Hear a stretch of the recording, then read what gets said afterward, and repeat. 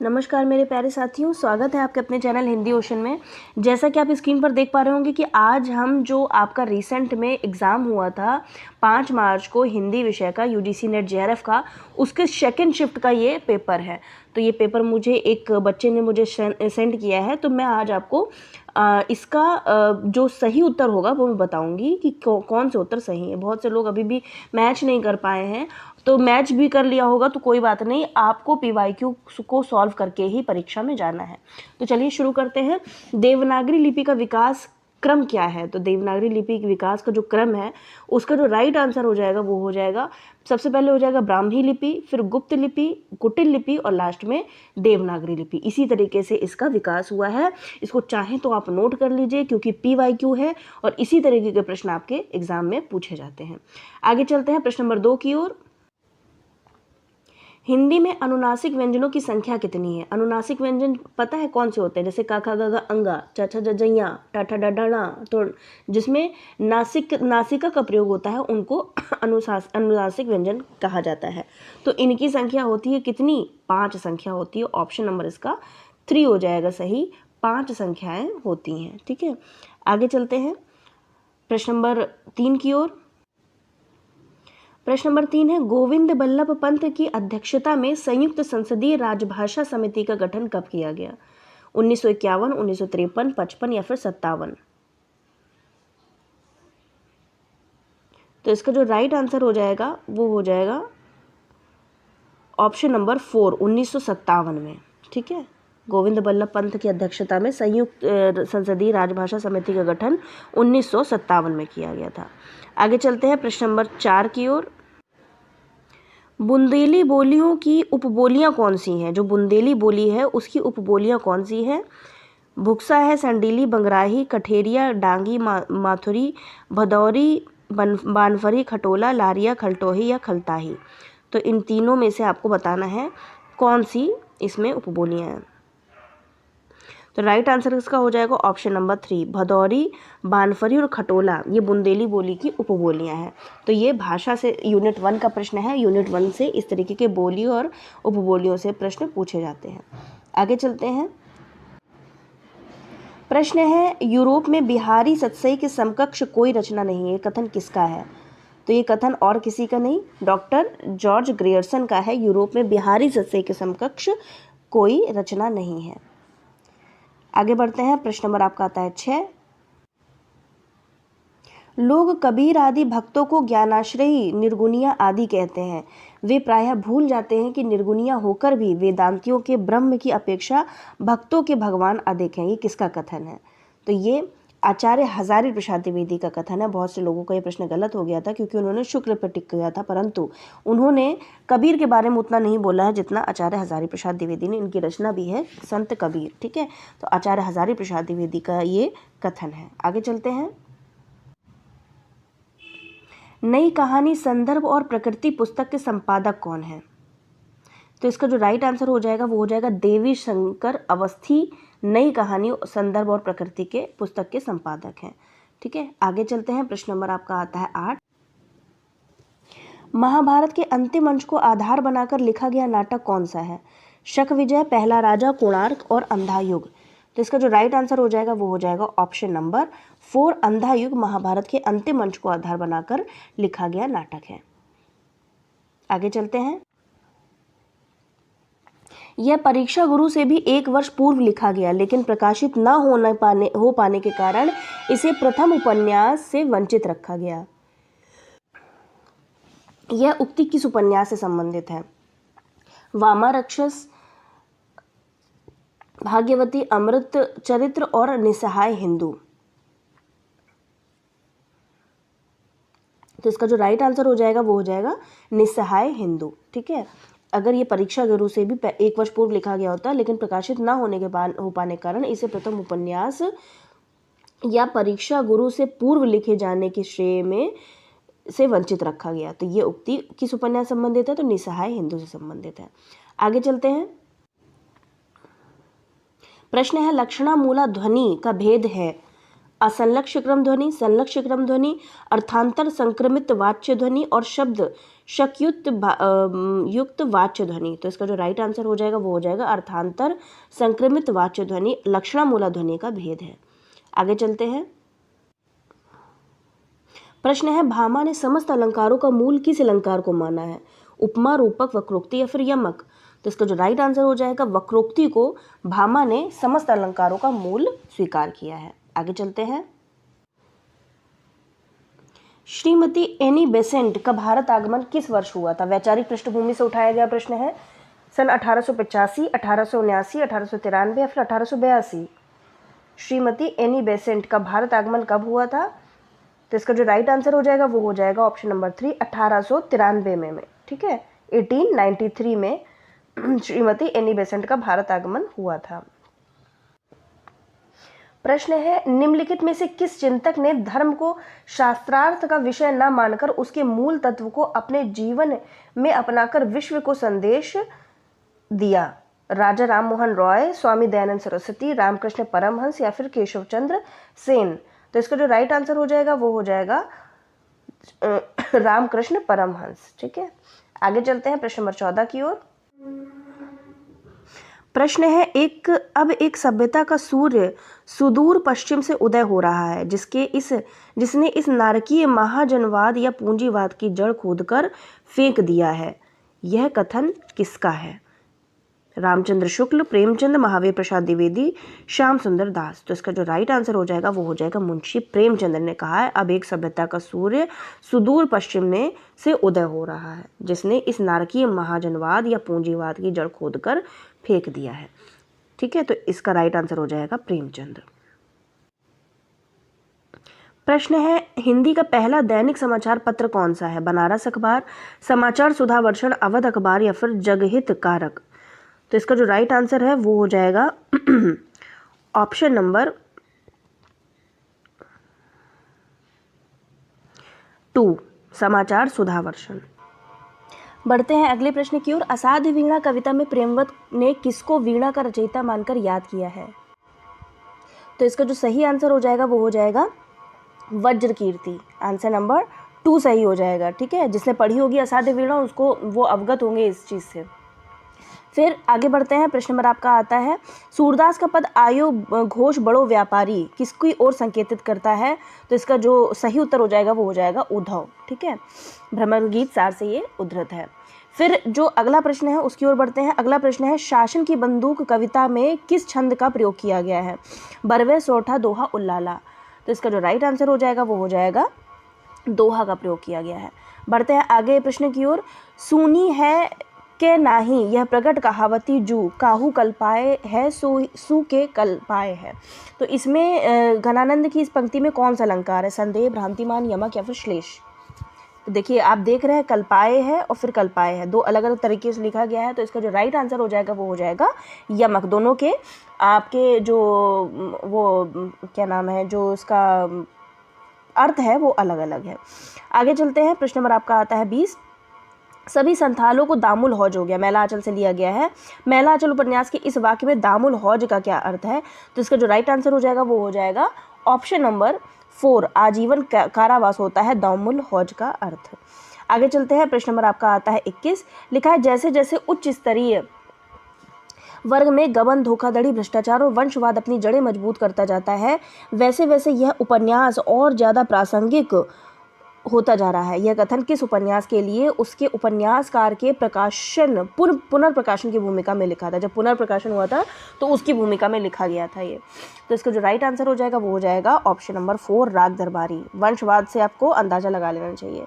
आगे चलते हैं। प्रश्न नंबर आपका आता है 22। वतन की फिक्र कर ज़्यादा मुसीबत आने वाली है, तेरी बर्बादियों के तज़करे हैं आसमानों में। यह छंद किस उपन्यास में आया है? मतलब जो ये छंद है वो किस उपन्यास में है? झूठा सच, तमस, जिंदगी नामा या फिर राग दरबारी? तो इसका जो राइट आंसर हो जाएगा वो हो जाएगा आपका ऑप्शन नंबर 2, तमस। इसी वजह से कहते हैं सारे टेक्स्ट को पढ़ना शुरू कर दीजिए आप बहुत बेहतरीन तरीके से। प्रश्न है पुरुष निसंग है, स्त्री आसक्त, पुरुष निर्द्वंद है, स्त्री द्वंद्वोमुख, पुरुष मुक्त है, स्त्री बद्ध। यह कथन किस चरित्र का है? बाणभट्ट, लोरिकदेव, अघोर भैरव या फिर महामाया भैरवी? तो इसका जो राइट आंसर हो जाएगा वो हो जाएगा ऑप्शन नंबर 4, महामाया भैरवी। प्रश्न नंबर आपका 24 आता है उसका युवापन एक प्रतिष्ठा की जिद कहीं चुराए बैठा है, वह इस प्रतिष्ठा के आगे कभी बहुत मजबूर कभी कमज़ोर हो जाता है और उसके भुगत भी रहा है।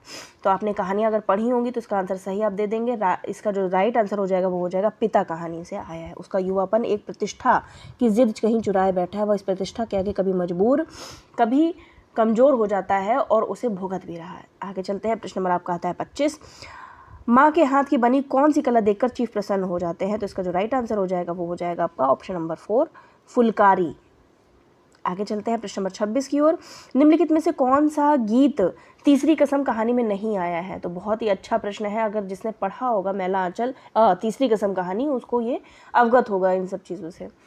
तो इसमें जो राइट आंसर हो जाएगा वो हो जाएगा ऑप्शन नंबर 1 नानी नानी दतवा पातर ठोरवा छटके जैसन बिजलिया। तो इसका सही आंसर हो जाएगा ऑप्शन नंबर 1। ये तीसरी कसम कहानी में नहीं है, बाकी सभी तीसरी कसम कहानी के ही गीत हैं। आगे चलते हैं, प्रश्न नंबर आपका आता है 27।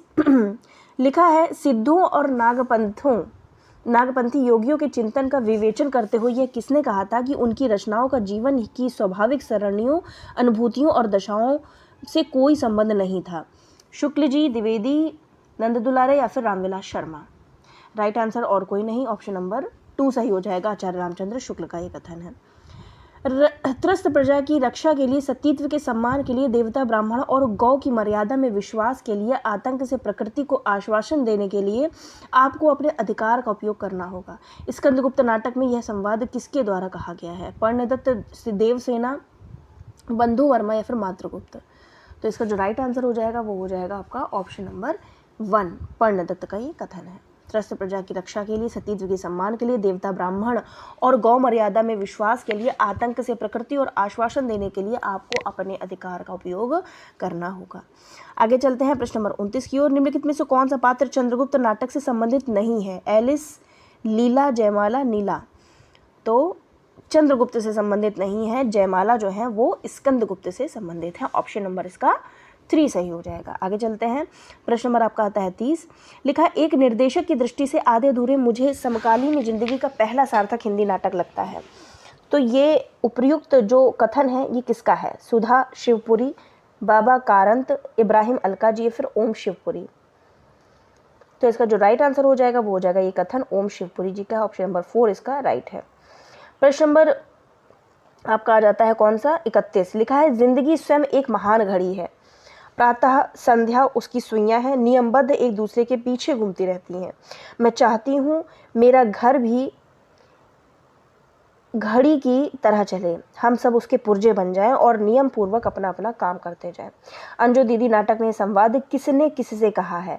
ये तो पता है कि अंजलि ने कथन कहा है, लेकिन किससे कहा है? तो 3 जगह अंजलि हैं, तो इसमें से एक ही ऑप्शन को आप डिलीट कर सकते हैं, लेकिन किससे कहा है? तो इसका जो राइट आंसर हो जाएगा वो हो जाएगा अनिमा से कहा है। ऑप्शन नंबर 3 उसकी सहेली होती है अनिमा, उससे कहती है वो। क्रोध मेरी खुराक है, लोभ मेरा नयन अंजन है और काम भुजंग मेरा क्रीड़ा सहचर है। इसको ही मैं क्रमशः विद्रोह, प्रगति और नवलेखन कहकर पुकारता हूँ। उपयुक्त कथन में निबंधकार अपने जीवन की वर्तमान अवस्था को किस नक्षत्र से जोड़ते हैं? तो बताइए किस नक्षत्र से जोड़ रहे हैं? तो इसका जो राइट आंसर हो जाएगा वो पूर्वा फाल्गुनी नक्षत्र से। अब इसी वजह से कहते हैं टेक्स्ट को बहुत ही गहनता के साथ में अध्ययन करने की आवश्यकता है। सिर्फ अध्ययन ही नहीं, उसके जो नोट्स आप बनाएंगे जब पढ़ने के बाद उसका अध्ययन और भी ज़्यादा करना है आपको। प्रश्न नंबर 33। आजकल की कविता में नयापन नहीं, उसमें पुराने जमाने की कविता की पुनरावृत्ति मात्र है। इस नकल में असल की पवित्रता और कुंवारेपन का अभाव है। उपयुक्त कथन निम्नलिखित में से किस निबंध से उद्धृत है? तो इसका जो राइट आंसर हो जाएगा वो हो जाएगा ऑप्शन नंबर 2 मजदूरी और प्रेम। सबने कहा होगा कविता क्या है, लगाया है, बहुत लोगों ने लगाया है, जिनका ये पेपर है उन्होंने भी 1 लगाया ऑप्शन, लेकिन मजदूरी और प्रेम ये सही उत्तर हो जाएगा। ठीक है, इसी वजह से कहते हैं सारी चीज़ों को पढ़िए। आगे बढ़ते हैं, निम्नलिखित में से विवेकी राय कृत निबंध संग्रह किसका है? किसका नहीं है पूछा है। फिर बेतलवा डाल पर, गवई गंध गुलाब, उठ जाग मुसावर, हर बारिश में। निम्न में से कौन सा विवेकी राय कृत निबंध नहीं है? तो जो नहीं है वो हो जाएगा हर बारिश में नहीं है। बाकी फिर बेतलवा डाल पर, गवई गंध गुलाब और उठ जाग मुसाफिर ये तीनों ही किसके हैं? विवेकी राय जी के। आगे चलते हैं, प्रश्न नंबर आपका आता है 35। संस्कृति और सौंदर्य निबंध में निम्नलिखित में से किस निबंध का उल्लेख नहीं है? संस्कृति और सौंदर्य जो निबंध है उन निम्नलिखित में से किसका उल्लेख नहीं है? अशोक का फूल, वर्तमान विचार और वितर्क, मेघदूत एक पुरानी कहानी और शीर्ष के फूल। तो इसका जो राइट आंसर हो जाएगा वो हो जाएगा, इसमें जो सम्मिलित नहीं है वो शीर्ष के फूल नहीं, ऑप्शन नंबर 4 इसका राइट है।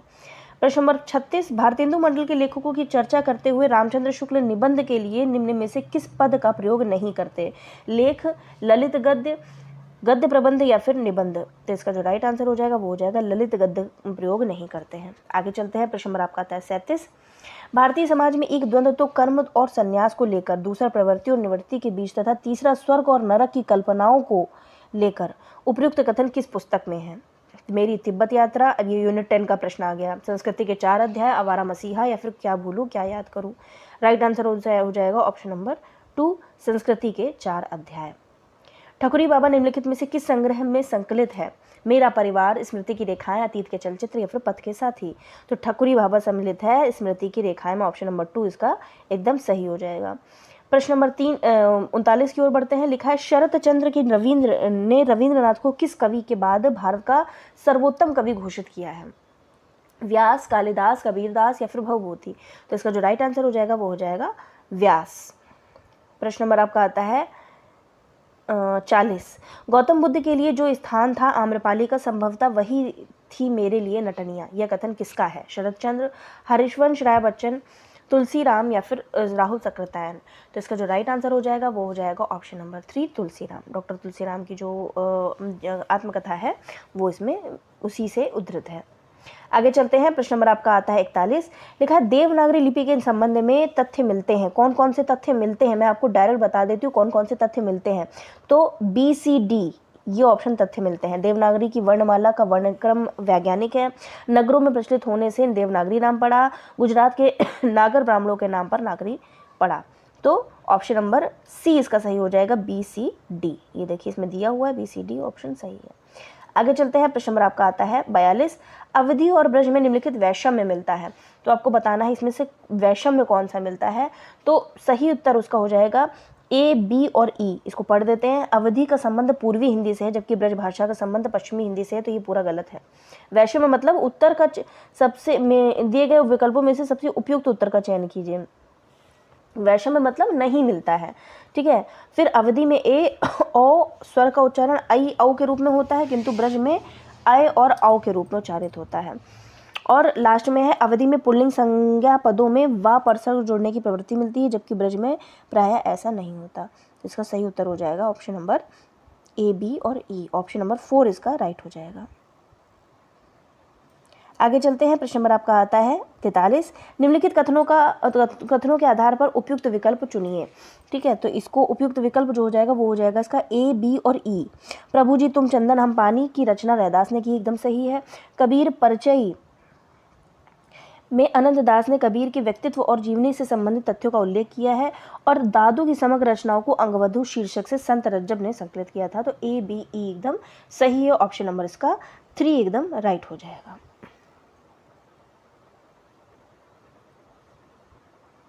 A, B और E, एक मिनट रुकिएगा।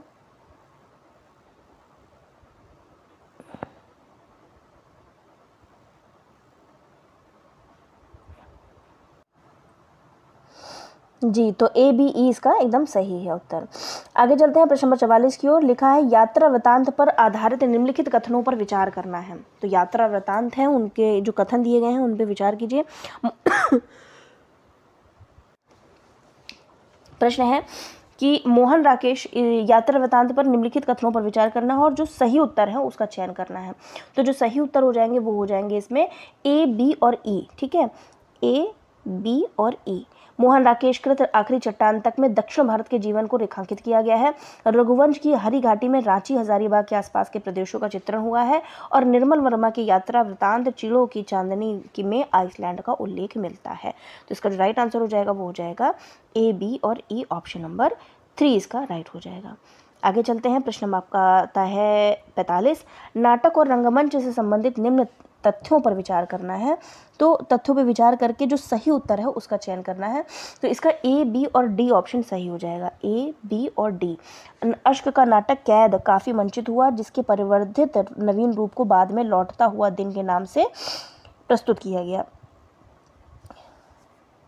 फिर दूसरा ऑप्शन है कि पुराण कथा का आधुनिक उपयोग जगदीश चंद्र माथुर के पहला राजा में अत्यंत सृजनात्मक रूप में हुआ है।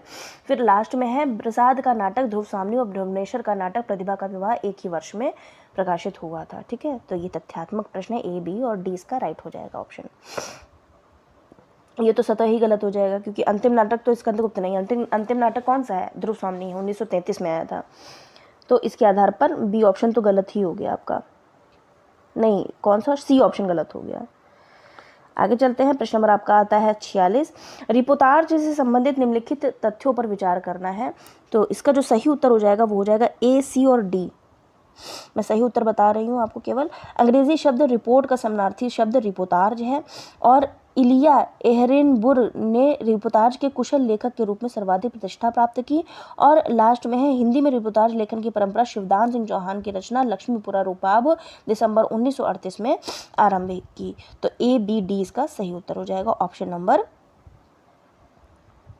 नंबर मैंने कौन कौन से बताया, ए, सी, डी, ए, सी, डी इसका सही उत्तर हो जाएगा। ए, सी, डी कहाँ है, ऑप्शन नंबर 2 में सही है, ऑप्शन नंबर 2 इसका राइट हो जाएगा।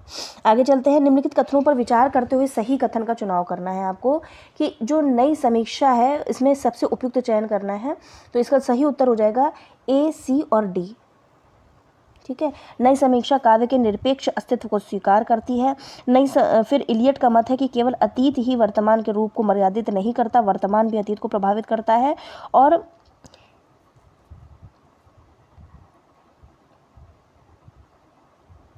लास्ट है ए, सी, डी और लास्ट है इलियट के अनुसार कवि का मन असंख्य भावनाओं, पदावलियों, बिंबों के ग्रहण एवं संचयन के निमित्त एक आधान पात्र की भांति होता है। तो ए, बी और डी इसका उत्तर सही हो जाएगा। ए, बी, डी कहाँ दिया है, ऑप्शन नंबर 4 में दिया, ऑप्शन नंबर 4 इसका राइट है। आगे चलते हैं, बिंब और प्रतीक पर आधारित इन कथनों पर विचार करना है। बिंब केवल संकेत करता है जबकि प्रतीक उसे प्रत्यक्ष या संवेद्य और ग्राह्य बना देता है। तो ये एकदम सही है। ठीक है, बी, सी और ई इसका उत्तर सही होगा। केवल संकेत नहीं करता है, प्रतीक उसे प्रत्यक्ष बना देता है। बी, सी और ई ये उत्तर सही हो जाएंगे इसके। कैसे सही हो जाएंगे, बिंब किसी अप्रस्तुत वस्तु का मानसिक या काल्पनिक रूप होता है। अर्थ की स्पष्टता के समान ही भाव की संप्रेषण और उत्तेजना में बिंब विधान का मुख्य हाथ रहता है। प्रतीक द्वारा प्रायः सूक्ष्म एवं विशिष्ट अनुभूतियों को सहज ग्राह्य बनाने का प्रयत्न किया जाता है। तो इसका जो राइट आंसर हो जाएगा वो हो जाएगा बी, सी और ई। ठीक है, ऑप्शन नंबर 2 इसका राइट है, बी, सी, ई। फोर्ट विलियम कॉलेज के संबंध में निम्न में से कौन सा कथन सत्य है बताना है आपको। तो फोर्ट विलियम कॉलेज के संबंध में कौन सा कथन सत्य है, तो इसका जो राइट आंसर हो जाएगा वो हो जाएगा बी, सी, ई। बी, सी और ई। इंग्लैंड के एक इतिहास का और मार्शमैन साहब के प्राचीन इतिहास का अनुवाद कथासार नाम से प्रकाशित हुआ। जॉन क्रिस्टाइस्ट हिंदी की उर्दू के अध्यापक थे और सदल मिश्र ने कॉलेज से जुड़कर खड़ी बोली गद्य के विकास में योगदान दिया। तो बी, सी, ई इसका ऑप्शन नंबर 4 इसका एकदम करेक्ट हो जाएगा। माफ कीजिएगा, ए, सी, ई सही हो जाएगा इसका ऑप्शन, मैंने थोड़ा गलत पढ़ दिया, ए, सी, ई। ठीक है, ए, सी और ई। फोर्ट विलियम कॉलेज की ओर से उर्दू हिंदी गद्य पुस्तकें लिखने की व्यवस्था हुई। जॉन क्रिस्टाइस्ट हिंदी उर्दू के अध्यापक थे और सदल मिश्र ने कॉलेज से जुड़कर खड़ी बोली गद्य के विकास में योगदान दिया। तो ए, सी, ई कहाँ मिल रहा है, ए, सी, ई ऑप्शन नंबर 3 मिल रहा है, ए, सी, ई इसका राइट हो जाएगा। फिर आज का ये हमारा अंतिम प्रश्न है, बाकी के 50 प्रश्न हम अगले वीडियो में करेंगे। राम मोहन राय के संबंध में निम्नलिखित में से उपयुक्त कथन कौन सा है। तो आपको सही कथन बताना है जो सही विकल्प है। तो इसका जो सही विकल्प है, 3 सही विकल्प है, बी, सी और ई। ठीक है, वे भारत में राष्ट्रीय पत्रकारिता के संस्थापक थे, वे ईसाई धर्म की नैतिक प्रणाली से प्रभावित थे और वे मूलतः युक्तिवादी और नैतिकतावादी धर्मानुयायी बने रहे। तो इसके आधार पर बी, सी और ई उत्तर एकदम राइट है, ऑप्शन नंबर 4 इसका सही हो जाएगा। ठीक है, तब तक मिलते हैं अगले वीडियो के साथ में। आप सभी अभ्यर्थियों का हिंदी ओशन की तरफ से प्रेम पूर्वक धन्यवाद। अपने पेपर को एनालिसिस जरूर कीजिएगा। ठीक है, तब तक पढ़ते रहिए और खुश रहिए और मेहनत कीजिए। मिलते हैं अगले वीडियो के साथ में, तब तक सभी अभ्यर्थियों का हृदय की गहराई से प्रेम पूर्वक धन्यवाद।